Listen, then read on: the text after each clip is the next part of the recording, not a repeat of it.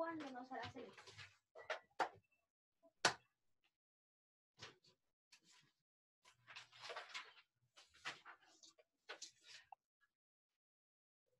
Ahí está Dana, Shalom, Ishai, bendiciones. Vamos a iniciar la clase. Sara Java, también allá en Buenos Aires.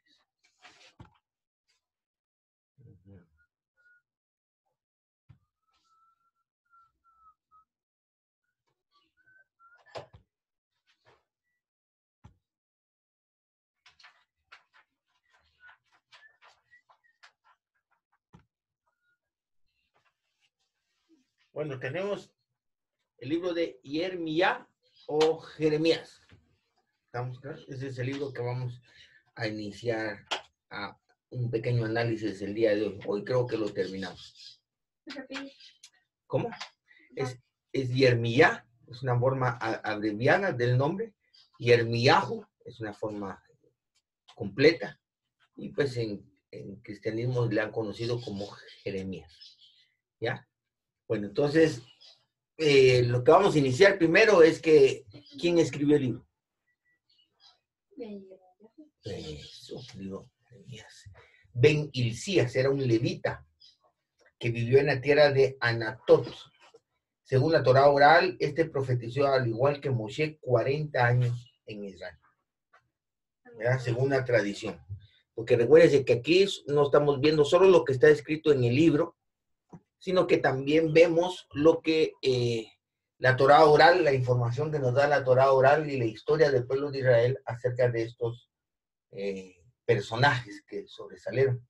Recuérdense, amigos, que el objetivo de este estudio es poder darle un contexto histórico, cultural a cada uno de nuestros libros, un pequeño análisis, únicamente para que les sirva a cada uno de base para poder estudiarlo y entenderlo cuando tengan la necesidad de hacerlo. ¿Ya? Por ejemplo, que es una cuestión que tienen muchos cuando no tienen este tipo de estudio, es que citan al libro de Jeremías, Yirmiyahu y Yeshayahu, Daniel y Ezequiel, pero cada libro lo tienen como una pieza aislada de un rompecabezas, pero no lo logran encajar. Y eso es lo que estamos viendo nosotros, la relación histórica que hay entre los personajes y los libros para tener un panorama más apropiado. ¿Ya? Por ejemplo, hay una gran diferencia. Por ejemplo, las personas que vienen del cristianismo dividen los libros de los profetas en profetas mayores y menores. ¿Ya? ¿Y sabe por qué le llaman a quiénes son los profetas mayores y quiénes son los menores? Creo que los mayores es los que más contenido tienen. El libro. Porque el libro es más. Entonces, eso no es. En el pueblo de Israel se le llama de profetas primeros y posteriores. Primeros, precisamente, fueron los primeros. Por eso es que, por ejemplo, desde el punto de vista hebreo, en la Tanaj es hebrea, como vimos nosotros, y Yehoshua o Josué es un libro que se tiene como un libro profético, porque era un profeta, sucesor de Moshe, nada más y nada menos. Desde el punto de vista cristiano, lo tienen como un libro histórico. ¿Ya? Esas ven las diferencias ustedes. Entonces, yo les quiero dar ya ese pensamiento hebreo, la forma de ver los libros desde el punto de vista hebreo. Contexto histórico. Este libro contiene un periodo aproximado de 20 años. Un periodo aproximado de 20 a 30 años. Unos 15 o 20 años previos al exilio de la casa de Judá a Babilonia y los primeros años de su exilio.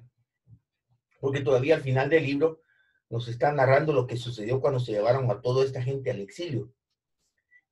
O sea que Yirmiyahu es un profeta, es un levita, hijo de un levita, que el Eterno levanta para provocar el arrepentimiento del pueblo de Judá. ¿Cuándo? Yirmiyahu está narrando esto, la casa de Israel hacía aproximadamente 120 años que había sido llevada al exilio. Hacía 100, o sea que él solo profetiza para Judá y la casa de Israel ya desapareció de la historia hace 120 años. ¿Estamos bien ahí? Bueno, entonces ese es el contexto histórico. Lo interesante de todo esto es que Yirmiyahu predica que el pueblo se arrepienta, pero el pueblo no se arrepintió y fue llevado al exilio. Fueron derrotados en guerra por los babilonios, por Nabucodonosor, que es el rey de Babilonia. Fueron llevados cautivos. Y dentro de esos que, bueno, según el libro de Yirmiyahu, solo se llevaron cautivos a los príncipes, a los reyes, a los sabios, a los adinerados, ¿no? Los pobres se quedaron en Judá. Y de entre ellos dejaron a Yirmiyahu por orden del propio Nabucodonosor, que se quedara, lo dejaron ahí. Él se quedó ahí y nos dice la historia, el mismo libro al final dice que después hubieron unos exilios de gente de Judá que ya no podían seguir viviendo ahí, se fueron a Egipto y él se fue con ellos a Egipto en uno de sus viajes, ya cuando el pueblo de Judá estaba en el exilio en Babilonia. ¿Ya? Posiblemente dicen algunos historiadores del pueblo de Israel, bueno, dicen que Yirmiyahu puso una casa de estudio en Egipto en aquellos tiempos y que ahí uno de los sabios del pueblo de Grecia fue discípulo de ellos y ahí es donde hay una relación del aprendizaje. No me acuerdo si fue Aristóteles, Hipócrates, uno de esos sabios. Hay que ver en la época en que están. Tuvo relación con Yirmiyahu en Egipto en esa época. De ahí donde hay un encuentro entre la sabiduría del pueblo de Israel con la griega. ¿Ya? Entonces esto se está dando unos 15, 20 años. Por ejemplo, es interesante ver que uno de los que se fueron al exilio, interesante, que no creyeron a la palabra de Yirmiyahu, está el mismo profeta Yehezkel, Daniel, Malaquías, Malají. Ellos son principales del pueblo que fueron llevados cautivos, a Babilonia, precisamente por no haber hecho caso a la predicación de Yirmiyahu. En el capítulo 9 de Daniel, nosotros podemos ver que dice ahí, Daniel escribe que él estaba leyendo este escrito de Yirmiyahu. Y él se dio cuenta que Yirmiyahu había profetizado que iban a ser llevados cautivos a Babilonia. Y él se da cuenta de su error. Y ahí en el capítulo 9 está un arrepentimiento que el profeta Daniel hace al Eterno que lo perdone. Dicen, nuestros reyes pecaron, nuestros príncipes, nuestros principales, y no hicimos caso. Pero dice que estaba leyendo el libro de Yirmiyahu. ¿Ya? Entonces eso es lo interesante, que cuando un profeta es profeta dentro del pueblo, una cuestión bien interesante. O sea, no son personas que post-mortem, por ejemplo, en la Iglesia Católica, después de muerte, en la Iglesia Católica, por ejemplo, el Papa Juan Pablo II y muchos sacerdotes sobresalientes en la historia, una vez mueren, después de muertos los beatifican, que es un paso antes de hacerlos santos. Ya no sé qué requisitos tendrán que descubrir que alguien le rezó a él para que le hiciera un milagro y le hizo un milagro y lo beatifican. Y después ya si siguen con esas cosas, entonces los convierten en santos. Por ejemplo, aquí en Guatemala tienen el hermano Pedro de Betancourt, era un sacerdote que hizo mucha obra social en el área de Zacatepeques. Él lo beatificaron y yo creo que ya lo santificaron. Entonces, cuando decimos santo, ya, Sarita, cuando decimos santo, San Agustín, ese apócope se llama San, estamos diciendo que esa persona es intermediario entre el Eterno y yo, capaz de interceder por mí ante Dios. Por eso, imagínense, hay protestantes que van en contra de los santos católicos, ¿ya? Que ellos le llaman que eso es idolatría, pero cuando citan, por ejemplo, el Evangelio de Mateo, ellos dicen, según el Evangelio de San Mateo, nomás al decir San, yo lo estoy reconociendo como un intermediario entre Dios y los hombres.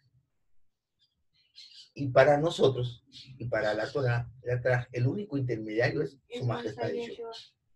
¿Ya? Y eso que no le decimos santo. ¿Ya? Entonces, eso es una cosas importantes del estudiar esto para conocer esas diferencias de por qué las personas les dicen San Agustín, San Caralampio Agata, San... ¿Ya? Es un apoco. O sea que ya, según la Iglesia Católica, tú le puedes rezar a ese santo y él puede intercederte, hacerte un milagro, eso es la creencia, ¿no?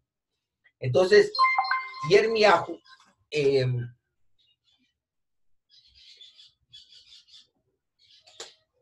Ishai, disculpa, ¿me estás escuchando, Ishai? Me están poniendo ahí de que no se escucha. Sí, Ok, gracias. Sí tenemos bueno el audio, entonces hay que revisar. Entonces, nosotros tenemos... ¿Dónde me quedé? Perdón,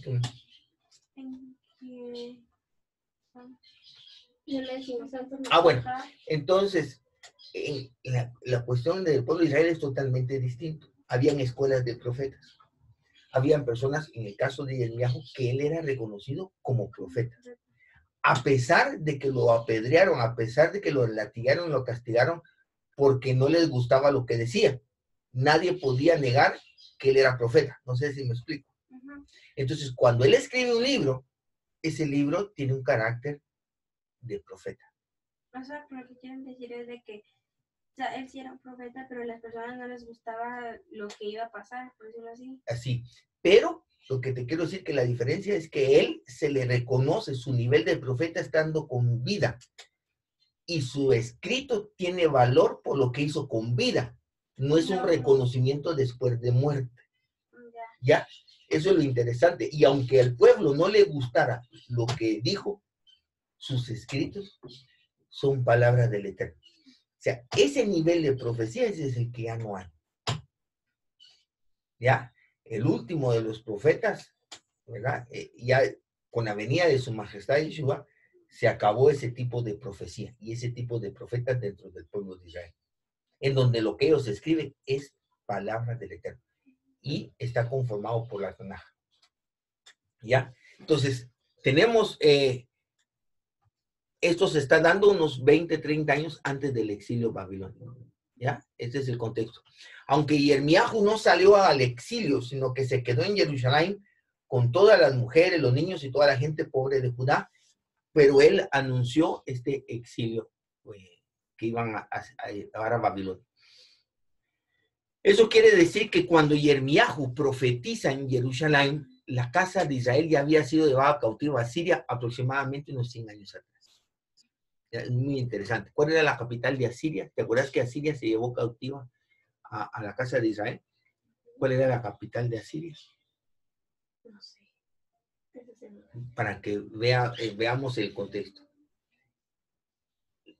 ¿Qué ciudad fue la que el Eterno le ordenó a Yoná, al profeta Yoná, ir a predicar, ir a anunciar que los iba a destruir? Y que ellos se ponen en arrepentimiento, en ayuno, y arrepentimiento 40 días y 40 noches. Dice que hasta los perros ayunaron. Nínive. Nínive. Ahí está.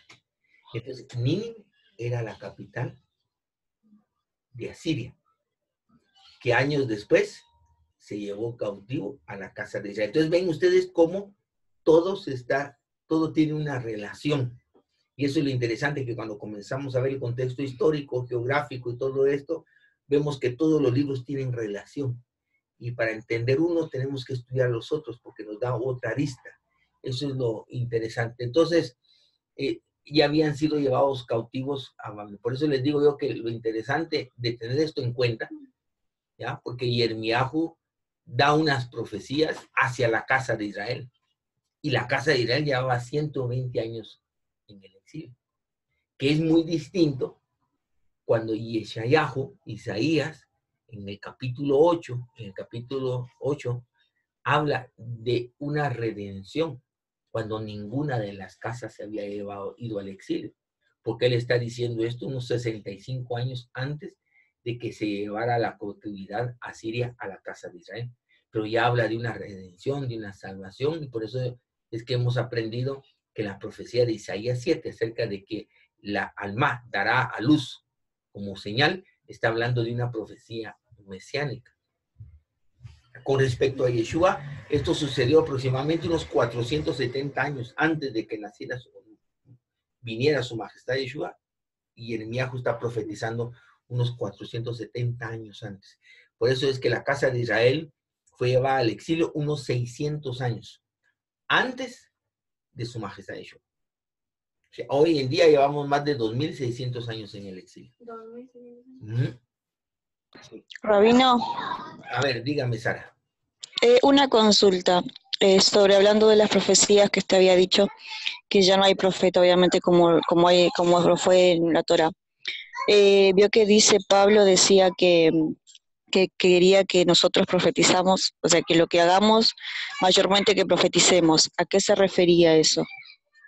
O que haga, bueno, íbamos a hacer milagros, algunas cosas, pero que mayormente profeticemos. No.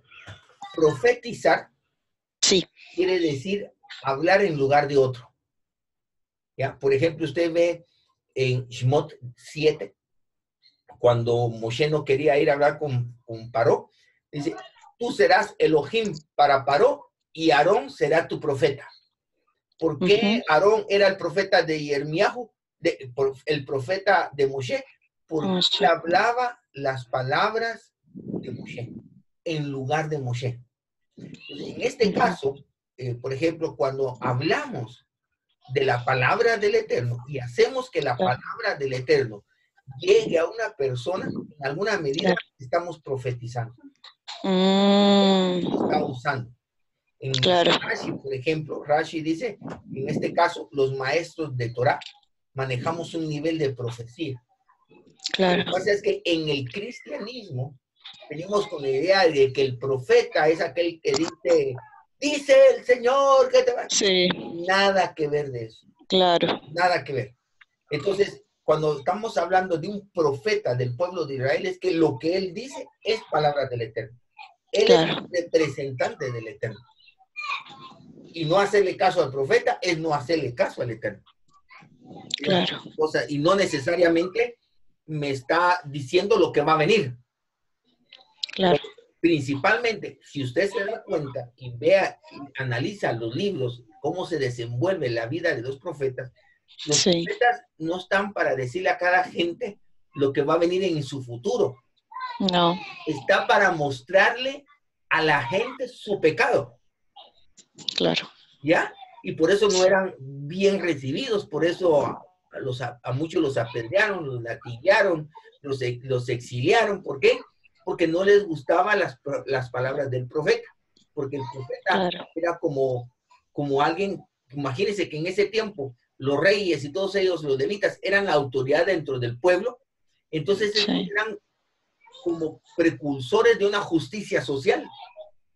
Claro. ¿Verdad? Están hostigando a la viuda, no están alimentando al pobre y al necesitado. Entonces eran personajes puros de escuchar, porque le muestran a la gente su pecado y le están diciendo arrepiéntete, cambia. No están alimentando el ego, no están que Dios te ama, que Dios te quiere, de que estás en el vientre de tu madre. No es esa la función de un profeta dentro del pueblo. ¿Ya? Claro, sí. Bueno. Está bien. De acuerdo. Entonces, por ejemplo, tenemos en el contexto histórico, pueden ver ahí en el material que les imprimí, el diagrama. Está en el primer punto rojo del lado izquierdo está la desaparición de la casa de Israel. Luego tenemos el exilio a la casa de Judá a Babilonia, que es algo que inclusive es increíble, como hay gente que no sabe que al exilio babilónico solo va a Judá, solo va la tribu de Benjamín, la tribu de Judá y los levitas, ¿ya? Y las casas de Israel ya va a 120.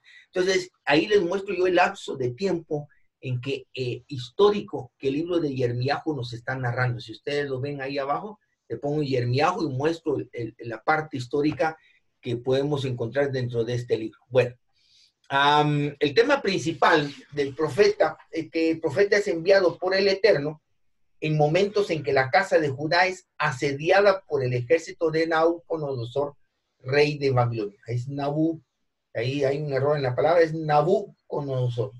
Yo puse N-A-U, Nabucodonosor, rey de Babilonia, ¿ya? Está siendo asediada, inclusive hay un túnel de Yermiahu, se le llama el túnel de Yermiahu. Es un túnel que se construyó y él podía salir fuera de la ciudad.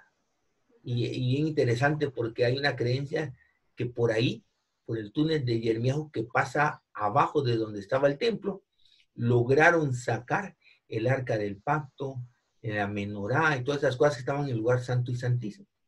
Porque el libro de Yermiahu narra exactamente todo porque Nabucodonosor llegó y destruyó el templo.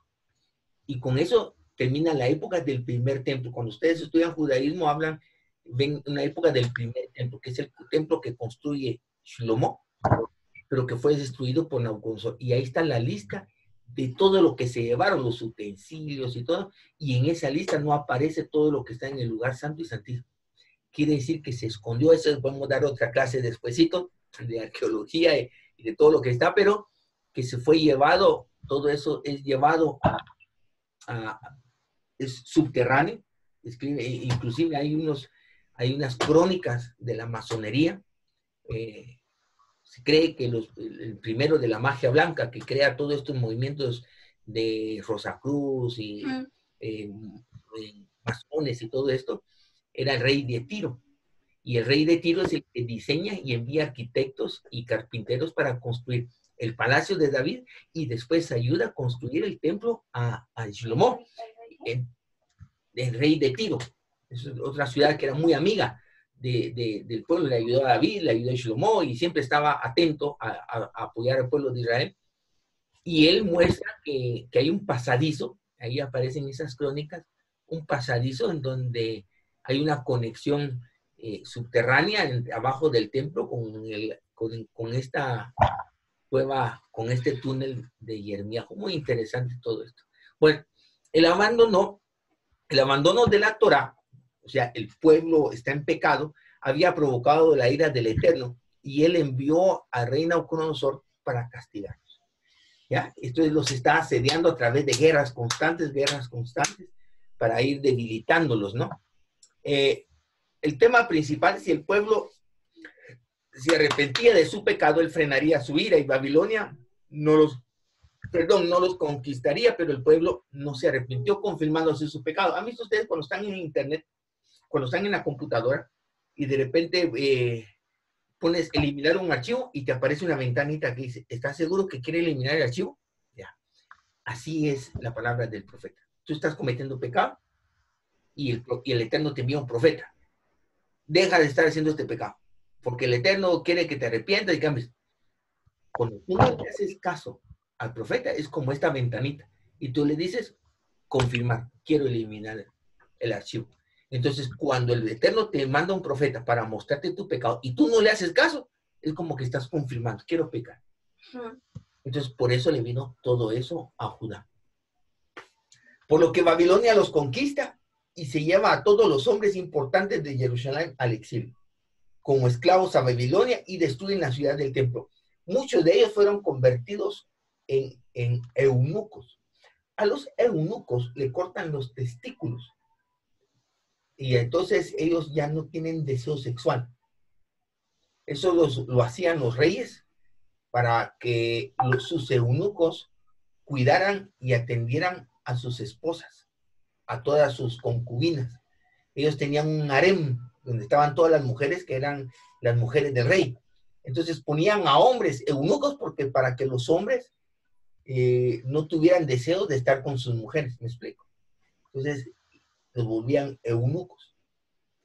Uno de esos eunucos, o sea, uno de esos príncipes principales del pueblo de Judá que lo volvieron eunuco cuando llegó a Babilonia es el profeta Daniel. O sea, Daniel era eunuco.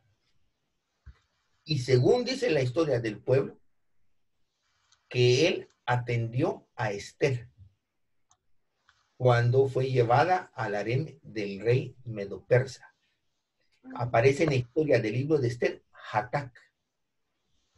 La tradición dice que Hatak era el profeta Daniel. ¿Ven cómo se relaciona todo? ¿Verdad? Entonces, eso es lo bonito de todo esto. Seguimos como el tema principal de este libro, lo constituyen las palabras de este profeta para provocar el arrepentimiento del pueblo de Judá. Nota importante, el estudio de este libro nos hace ver el punto de vista del Eterno sobre los errores de la religión de Judá. Pueden ver en la luz de Efraín, Historia de las Religiones, en la segunda y tercera clase, donde yo muestro la historia de cómo nace las características del judaísmo, que es el que conocemos hoy en día. El judaísmo principalmente comienza a formarse después del rey Ezequías. El rey Ezequías de Judá está más o menos finalizando cuando es llevado, no me recuerdo yo si en el tiempo de él, es llevada a la casa de Israel al exilio, pero está en esa parte final, año 3205 más o menos del calendario hebreo.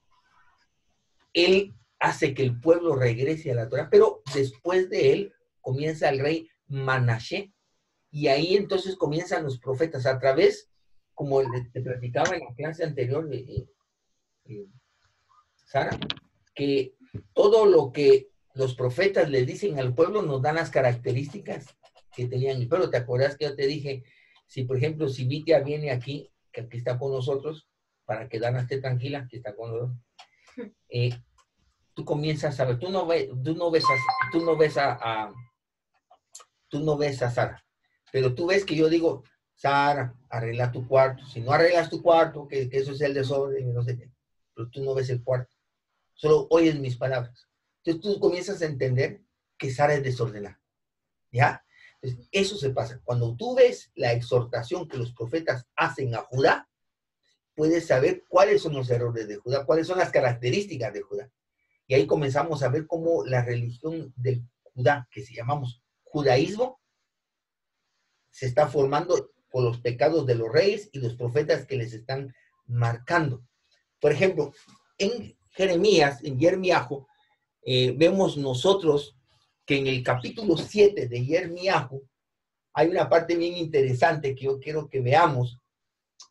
Ustedes ven ahora cómo Judá, por ejemplo, y perdónenme si hiero los sentimientos de alguien, ustedes pueden ver cómo Judá idolatra el lugar donde estaba el templo. ¿Verdad? Porque tienen un muro que es conocido, el muro de los lamentos, que es un muro perimetral. ¿Saben lo que es un muro perimetral? Un muro perimetral es que está en el perímetro, en la orilla del monte, que lo levantan para que la tierra no se lave con las lluvias y todo eso. Levantan un muro perimetral para mantener esa tierra así. Como en las carreteras, cuando vamos aquí nosotros, que tú ves que donde hay tierras para evitar los laves y las caigan piedras y todo, le echan una capa de cemento. Entonces ya no ves la tierra. Ese es un muro perimetral que levantó Herodes más o menos en el 2º siglo. O sea, no era parte del templo. Y ahí es donde ellos van a dejar sus oraciones. ¿Y saben por qué? Porque idolatraron el templo. Y aquí lo van a ver ustedes. En el capítulo 7, voy a leerles el capítulo 7. Y perdónenme las personas que me están escribiendo por WhatsApp, pero una vez iniciada la clase, no puedo atender dos cosas porque me pierdo la línea. Vamos a ver Jeremías, Yirmiyahu, capítulo 7. ¿Verdad?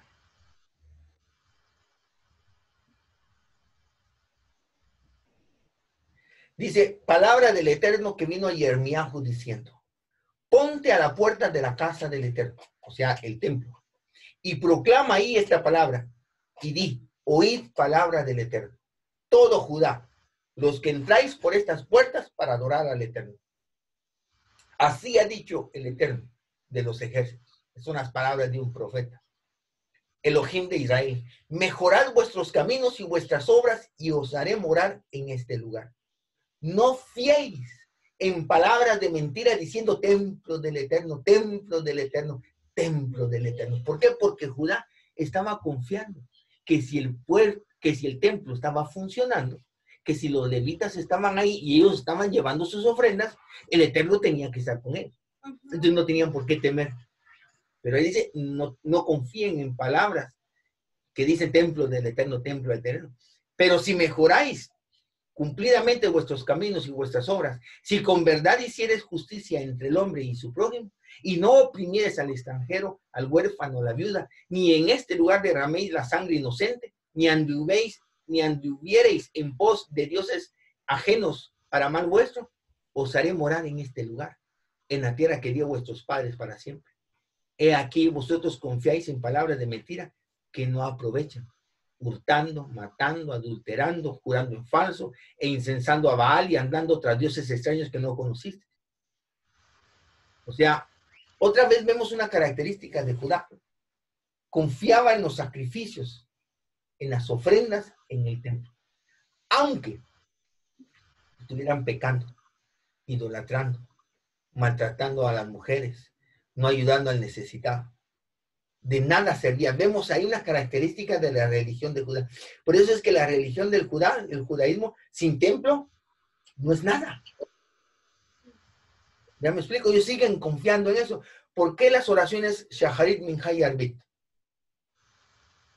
Es para recordar las ofrendas que se hacían diariamente en el templo. Se hacían ofrendas en la mañana, en la tarde y en la noche. Y ellos quieren que sus oraciones Shaharit, Minha y Arbit sean aceptadas por el Eterno en lugar de las ofrendas que se presentaban en el templo. Otra vez Judá tiene su corazón confiado. En que así va a estar bien. Y la misma característica tiene el cristianismo. El cristianismo cree que creyendo en Jesús, ya se hizo todo. Ya no necesitas ser buena persona, ¿sí? Ya. Otra vez, sin embargo, son egoístas, pecadores, malvados. Es el mismo error de la religión, ¿se dan cuenta? ¿Ya? En cambio aquí, nuestra confianza está en nuestra relación con el Eterno. Esa es la diferencia. Pero es ahí donde se da a nosotros todo esto. Entonces el Eterno, ellos creían que cumpliendo con todo lo que decía la ley, específicamente lo de los sacrificios, ellos estarían bien. Y aquí, por ejemplo, vean el capítulo 11, ¿qué me ibas a decir, no? Verso 5. Verso 15. ¿Qué derecho tiene mi amada en mi casa, habiendo hecho muchas abominaciones?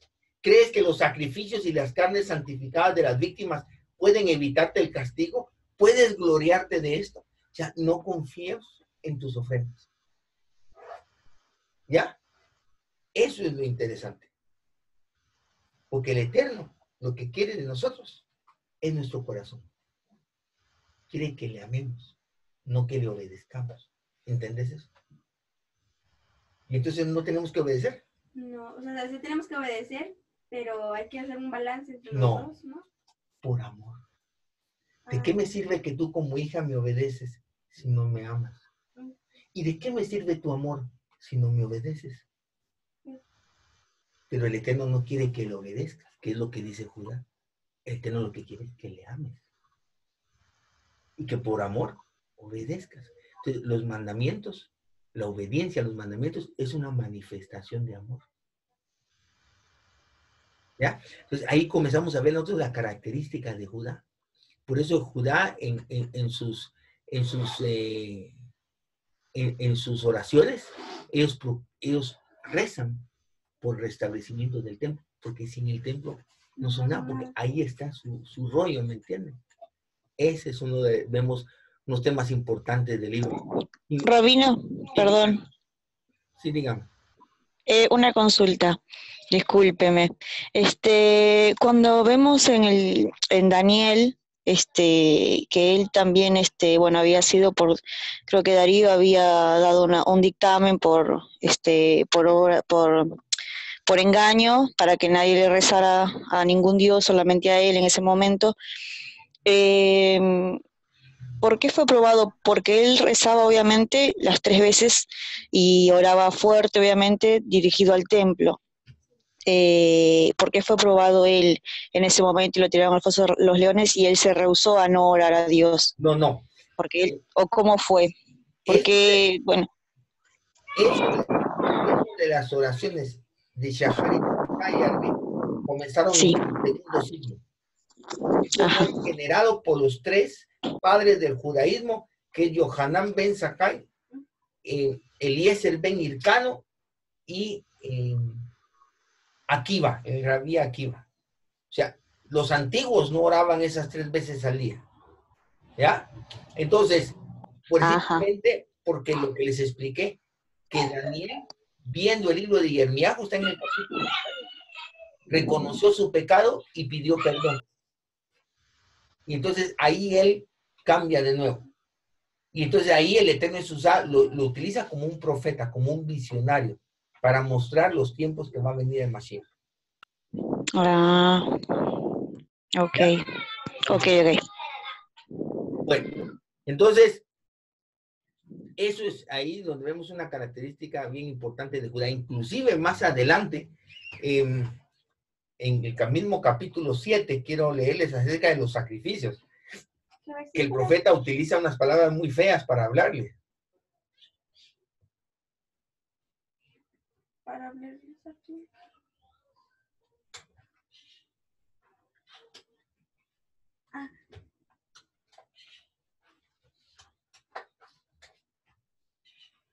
Dice, por ejemplo, por tanto, así ha dicho el Eterno, verso 20 del capítulo 7, el Señor, he aquí que en mi furor y mi ira se derramarán sobre este lugar, sobre los hombres, sobre los animales, sobre los árboles del campo y sobre los frutos de la tierra, se encenderán y no se apagarán.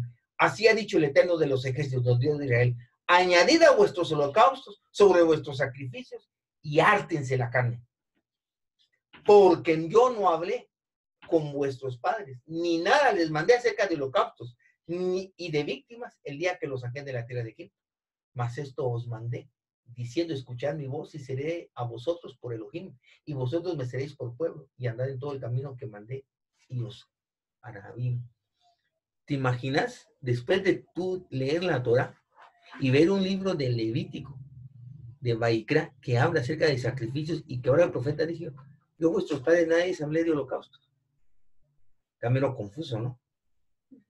Es por eso, porque el templo y las órdenes de los sacrificios ahí no era parte central de la Torah, sino era como un accesorio, como un plan B para llevarlos a la Torah. Lo importante era que pudieran cumplir Torah con justicia y amor. Y el templo, exactamente. De nada te sirve utilizar la herramienta si no te ayuda a alcanzar el objetivo. De nada te sirve creer en su majestad Yeshua si su vida, si su naturaleza no se reproduce en ti. De nada sirve. Y no puedes confiar en quien crees en él, porque de nada te va a servir, porque no se está alcanzando el objetivo. Pero entonces eso es lo que pasa con el judaísmo, es de que ellos, o sea, lo que era una ayuda, ya lo vi como un objetivo, como una forma es idolatría. Mira, pues, oí estas palabras que solo yo las digo. Idolatría es hacer del medio un fin. Pues no me... ¿Ya? Es hacer del medio un fin. Por eso es que, inclusive, ¿te acordás? En la Parashá Jucat, la serpiente de bronce, ¿qué hace? ¿Quién era el que los salvaba? El Eterno. El Eterno los mataba con las serpientes que les envió y los salvaba cuando miraban la serpiente. Pero pararon idolatrando la serpiente. Creyeron que la serpiente los salvaba. Eso es idolatría, hacer del medio un fin. Lo mismo y ese es el pecado de Judá. Y el problema que tienen los ex cristianos o los efraimitas cuando salen del cristianismo es que adoptan eso del judaísmo y por eso esperan que se levante un tercer templo y orando con los sidures judíos rezan por el establecimiento de un templo y caen en el mismo pecado de Judá confiando en el templo y en sus sacrificios. Entonces es inaudito, es ilógico, es contradictorio, es torpe Miren todas las palabras que utilizo para enfatizar el punto. Depositar la confianza en un templo, creer que se va a levantar un tercer templo y al mismo tiempo creer que su majestad Yeshua es el Mashiach. Eso nos cabe a nosotros cuando traemos una mente cristiana en donde no nos damos cuenta que creemos dos cosas, ¿sí? Dos cosas contrarias y al mismo tiempo las creemos, ¿verdad? Yo creo que Vitia me ama, pero también creo que me odia. Y no entiendo, ¿me explico? Así, entonces hay gente que viene y dice que su majestad Yeshua es el Mashiach, pero al mismo tiempo está pidiendo porque se restablezca un tercer templo, porque está utilizando seguros judíos. Y él no se da cuenta que eso es contradictorio, porque su majestad Yeshua es en lugar del templo. Hoy en día, siendo su majestad Yeshua y su sacrificio en lugar del templo, debemos de tener en cuenta las palabras del profeta de hoy en día. No confiéis en palabras diciendo, creo en Yeshua, creo en Yeshua. De nada va a servir eso si tus caminos no son de justicia, de amor y de paz. Esto nos tiene que hacer reflexionar sobre la función exacta del templo con respecto a la Torá. Y aquí me extendería a un tema, ¿verdad? Hay una clase específicamente que trata sobre la función del templo. Que ese es el error de las dos religiones que nos rodean. El judaísmo se le olvidó, perdió el norte y no sabe para qué era el uso del templo y paró idolatrando. El cristianismo se hizo de un Mesías, pero se le olvidó para qué era y paró idolatrando al Mesías. Nosotros tenemos que ubicar cuál era la función del templo, ¿ya? Con respecto a la Torá. De esa manera podremos ubicar a su majestad Yeshua y su sacrificio con respecto a la Torá. Por ejemplo, veamos Tito en el Nuevo Testamento, Tito 2, 15 y 11. Tito capítulo 2, 11 al 15. Dice, porque la gracia de Elohim se ha manifestado para salvación a todos los hombres. Está hablando a través de su majestad Yeshua. Enseñándonos que renunciando la impiedad y a los deseos mundanos, vivamos en este siglo sobria, justa y piadosamente,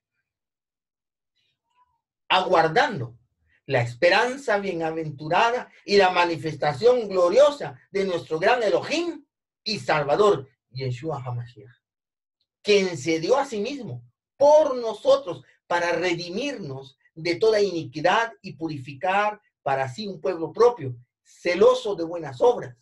Esto habla y exhorta y reprende con toda autoridad. Nadie te menosprecia. El objetivo es llevar una vida justa, sobria y con piedad. O sea, acorde a las características divinas. Ese es el objetivo. Si tu fe en su majestad Yeshua te ayuda a eso, Baruch Hashem. Si no te ayuda, no te está sirviendo de nada. Esas son las cosas que nosotros tenemos que entender y no cometer el mismo error. Entender cuál es la función. Por eso su majestad Yeshua dice, yo soy el camino, la verdad y la vida.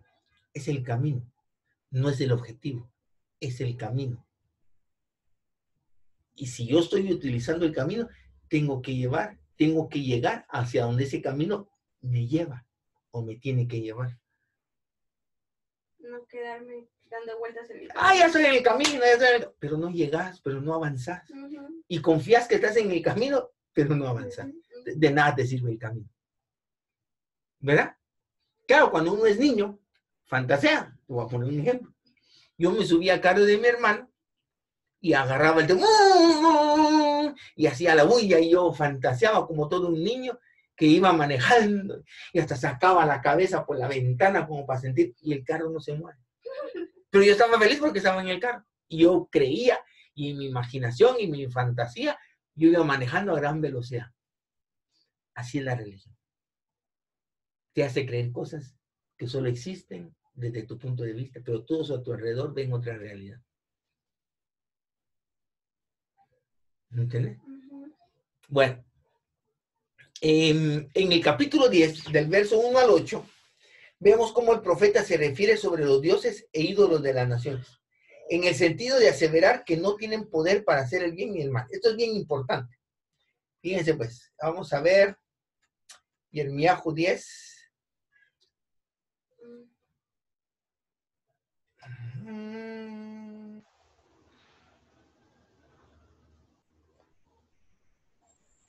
Del 1, oíd palabras del Eterno, ha hablado sobre vosotros, oh casa de Israel. Así ha dicho el Eterno. No aprendáis el camino de las naciones, ni de las señales del cielo tengáis temor, aunque las naciones las teman. Han oído ahora que se oyen unas trompetas en el cielo y todo. No hay que hacer caso, nada de eso. Porque las costumbres de los pueblos son vanidad, porque el leño del bosque cortaron, obra de manos de artífice con buril. Con plata y oro lo adornan, con clavos y martillo lo afirman para que no se mueva. Derechos están como la palmera y no hablan. Son llevados porque no pueden andar. No tengáis temor de ellos porque ni pueden hacer el mal, ni pueden hacer el bien, ni para hacer el bien tienen poder. No hay semejante a ti, oh Yahweh, grande eres tú y grande en poderío. Todos se infatuarán y entontecerán enseñanza de vanidades y selenium. Imagínate. Los ídolos de las naciones, está diciendo, no tienen poder ni para hacer el bien, ni para hacer el mal. Interesante. No son nada. Por ejemplo, esto pasó, una anécdota. Había una persona de la comunidad que vivía, alquilaba un apartamento en un segundo nivel. Pero para entrar pasaba cerca de una habitación de la dueña de la casa, donde tenía altares, muchas imágenes que adoraba. Entonces él me decía, ay, yo no sé qué hacer, es que me da no sé qué pasar por ahí, yo siento esa energía negativa. Entonces, ojo, y yo le dije, ¿por qué? Si los ídolos de las naciones son nada, no tienen poder ni para hacer el bien ni para hacer mal. Entonces, cuando tú le adjudicas poder a algo que no lo tiene, eso es idolatría. Puede hacer que el poder que tú le adjudicas te haga postrarte y adorarlas o tenerles miedo y salir corriendo. Pero el pecado, el error es adjudicarles poder. Incluso creo que eso también aplica para los... Para Satanás. ¿Le adjudicas un poder a Satanás? Pues, algo que ni siquiera existe. Pues. Entonces, es lo mismo. Es como darle poder a una piedra que ellos adoran. ¿De dónde viene el poder? Solo del Eterno. Y solo a él se le puede temer. ¿Ya? Entonces, eso es otro punto importante de Yirmiyahu. Podemos notar muchas cosas, pero en síntesis, eso es lo que nos habla el libro de Yirmiyahu. En este libro, que se encuentra una de las más grandes promesas para el pueblo de Israel, para ambas casas. La renovación de un pacto que el pueblo invalidó por su desobediencia. Un pacto que el Eterno pactó con ellos en el monte Sinai. Y el Eterno en Jeremías profetiza, imagínate, en Yirmiyahu profetiza la renovación de un pacto con la casa de Judá y con la casa de Israel. ¿Qué ves tú, Vitia, en eso? Que Yirmiyahu, cuidado, esté profetizando una renovación de un pacto con la casa de Judá y con la casa de Israel. Que pueden volver a unirse. Van a unirse. Sí, pero para eso ya llevan 150 años perdidos. La casa de Israel no existe. Pero ahí entonces en ese caso, ¿qué hacemos nosotros? No, pues por eso. Y ahí es donde viene lo tremendo, porque a través de su majestad Yeshua se renovó ese pacto. Y por eso tú y yo es que estamos regresando a la Torah, por esta profecía. Dice, por ejemplo, en Jeremías 31 al 37. Jeremías. Sí, Jeremías 31. Dice del 31 al 37. He aquí vienen días, dice el Eterno, en los cuales haré un nuevo pacto con la casa de Israel y con la casa de Judá. Tremendo. ¿Te imaginas tú cuándo fue la independencia de Colombia? En 1949. No, 1800. 1800. 1849, por ahí. Va. Suponete que algo que pasó más o menos 1870, que más o menos estamos hablando de hace 150 años, Ujú. que tú sabes, porque estudias, te enseñaron historia de lo que existió, ¿ya? Que ahorita alguien te diga que aquellos que dejaron de existir hace 150 años, el Eterno va a renovar el pacto con él, pues, ¿dónde están? O sea, desde el punto de vista de Judá, ellos están ahí, están en el exilio, el profeta les está hablando a ellos, pero la casa de Israel está perdida. Entonces, para Judá, para la mayoría del judaísmo, la casa de Israel se perdió. Solo en los libros de Kabbalah y los libros que profundizan en las profecías, ellos saben que Efraín tiene que regresar. Pues, pero para ellos nosotros no somos Efraín. Porque nosotros estamos en nuestras vidas, y esto es lo importante, con nuestras vidas tenemos que testificar que esa palabra que el Eterno dio en Jeremías está viva, y es la que nos da vida a nosotros. ¿Ya me entendés? Entonces, por eso es que para ellos les cuesta creer que seamos israelitas. Y nosotros estamos haciendo resurgir el término israelita. Entonces ellos lo que piensan es que nosotros tenemos que ir a donde ellos están y no al revés. Y no al revés. Pero en Jeremías hay otro texto donde dice, y en ese tiempo irán de la casa de Judá a la casa de Israel. Ahí se los voy a enseñar. ¿Dónde me quedé leyendo? El 31. No como el pacto que hice con sus padres el día que tomé su mano para sacarlos de la tierra de Egipto. Porque ellos invalidaron mi pacto, aunque fui yo un marido para ellos, dice el Eterno. Sarita.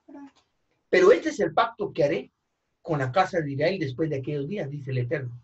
Daré mi ley en su mente y la escribiré en su corazón, y yo seré ellos por Elohim y ellos me serán por pueblo. ¿Quién te dio el entendimiento de que había que guardar mandamientos? ¿Quién te puso eso en tu cabecita? ¿Ves? ¿Quién puso eso en tu corazón de querer guardar mandamientos? El Eterno. Es palabra del Eterno. Y esa palabra está viva. Está viva en nosotros y es la que nos hizo retornar. ¿Entendés? Sigue diciendo. Y no enseñará más ninguno a su prójimo, ni ninguno a su hermano, diciendo, conoce al Eterno, porque todos me conocerán, porque es algo vivo que está dentro de nosotros. Desde el más pequeño de ellos hasta el más grande, dice el Eterno, porque perdonaré la maldad de ellos y no me acordaré de su pecado. Así ha dicho el Eterno, que da el sol para la luz del día y las leyes de la luna y de las estrellas para la luz de la noche, que parte el mar y brama sus ondas. El Eterno de los ejércitos es su nombre. Si faltasen estas leyes delante de mí, dice el Eterno, también la descendencia de Israel faltará para no ser nación delante de mí eternamente. La casa de Israel tiene que regresar.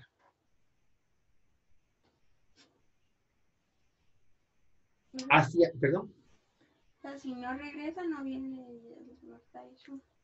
Debido a que vino su majestad Yeshua, es que estamos retornando. Pero y entonces mi pregunta es la siguiente. ¿Cómo digo? Si Efraín, por ejemplo, digamos que está listo, decirlo así. Pero Judá no ha venido. A la más recio, más te escucho. Perdón.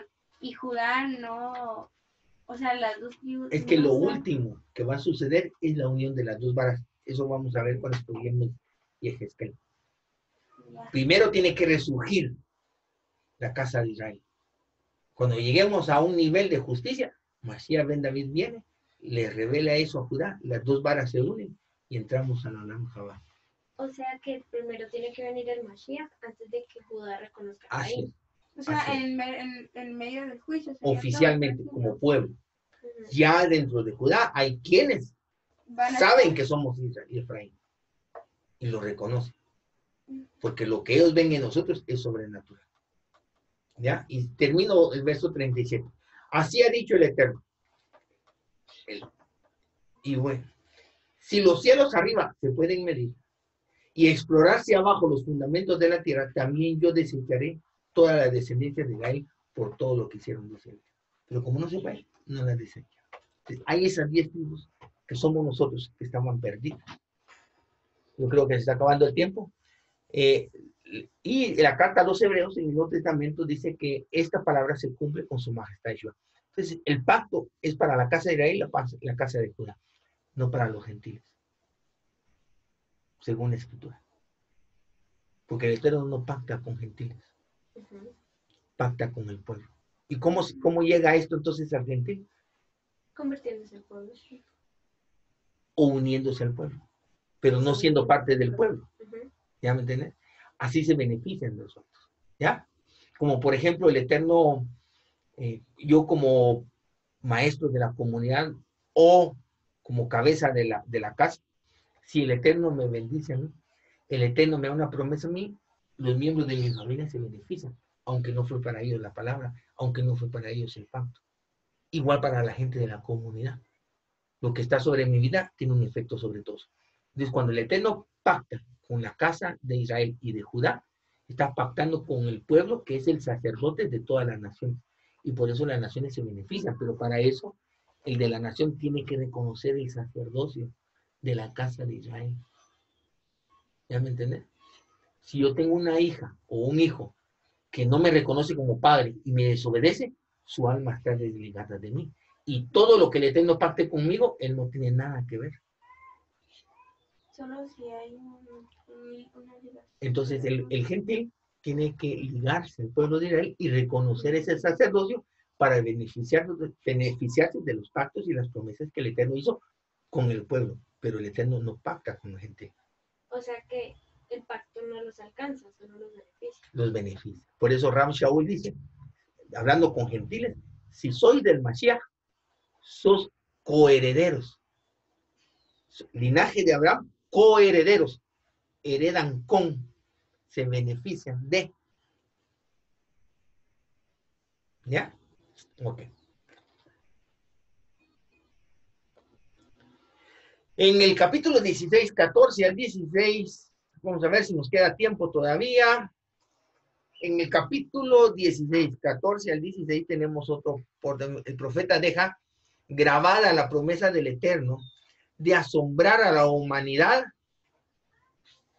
con la restauración de la casa de Israel, diciendo que será un milagro más grande que el que le narra Ishmot cuando sacó a nuestros padres de la tierra de Israel. ¿Se imaginan ustedes? Cuando leemos los milagros, los portentos, las plagas, ¡wow!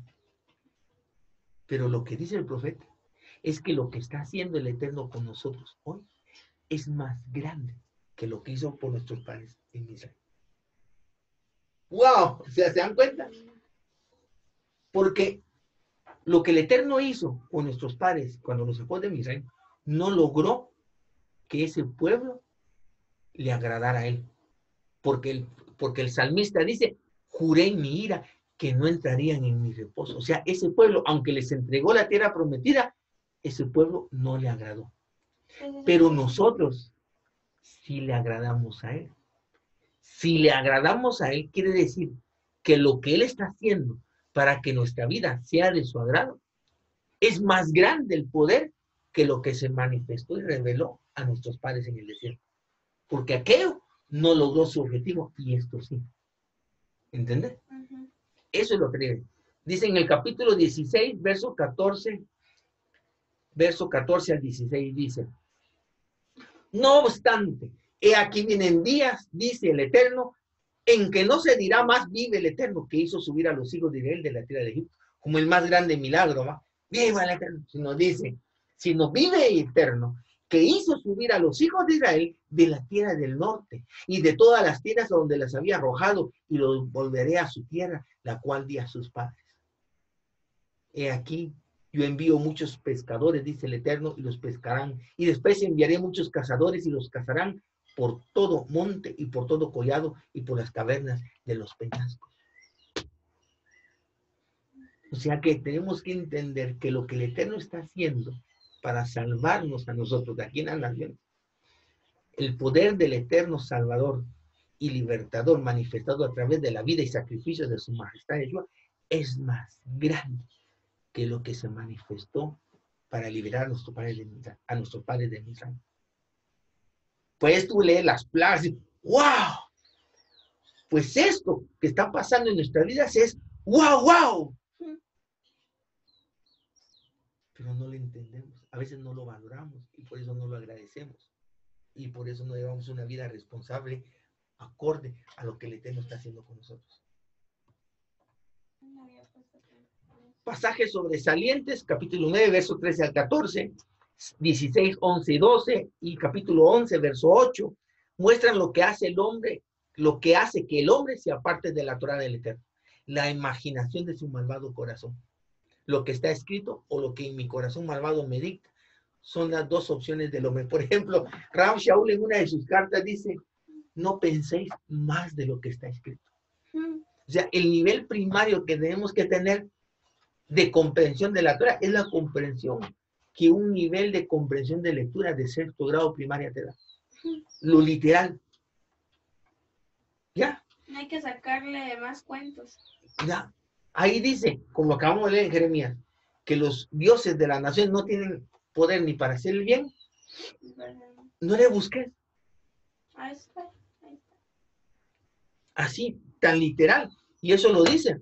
Y interesante que lo dice 1, 2, 3 veces. Por ejemplo, vamos a ver el capítulo 16, 11 y 12. 16, 11 y 12. Dice, entonces le dirás, ¿por qué vuestros padres me dejaron, dice el Eterno, y anduvieron en pos de dioses ajenos, y los sirvieron, y ante ellos se postraron, y me dejaron a mí, y no guardaron mi Torah? Y vosotros habéis hecho peor que vuestros padres. Porque he aquí que vosotros camináis cada uno tras la imaginación de su malvado corazón, no oyéndome a mí. Y esto se lo está diciendo al judaísmo de la época de Jeremías. Ahí donde ya se estaba formando el judaísmo hasta llegar al judaísmo del primer siglo, que se encuentra su majestad Yeshua y lo que tenemos hoy en día. Entonces, no, lo que está escrito está. ¿Para qué estudias Torah? Si al final le vas a rebuscar y le vas a sacar que eso es simbólico, que eso no sé qué, pues ¿para qué estudiamos? Pues sí. ¿Ya? Eso es muy interesante, son pasajes sobresalientes. Incluso como cuando tú hablas con alguien porque alguien que no estudia la Torah a nuestra manera, por decirlo así, un cristiano o algo así, le empiezas a hablar o le sacas algún verso, dice, eso es simbólico. Es la única respuesta que te pueden dar. Entonces, ¿de qué sirve las escrituras?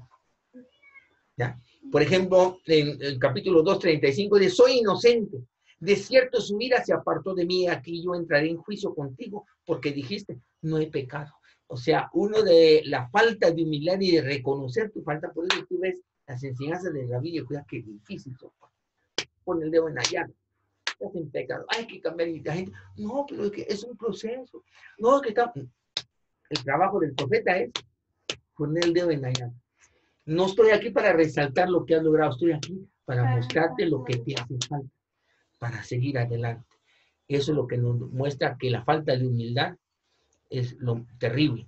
Capítulo 2, 21 a 24 dice, muestra el principio de la gracia. El hombre no puede hacer nada para limpiarse de sus pecados, por lo cual el acto del perdón y la limpieza de la maldad del corazón es obra del Eterno.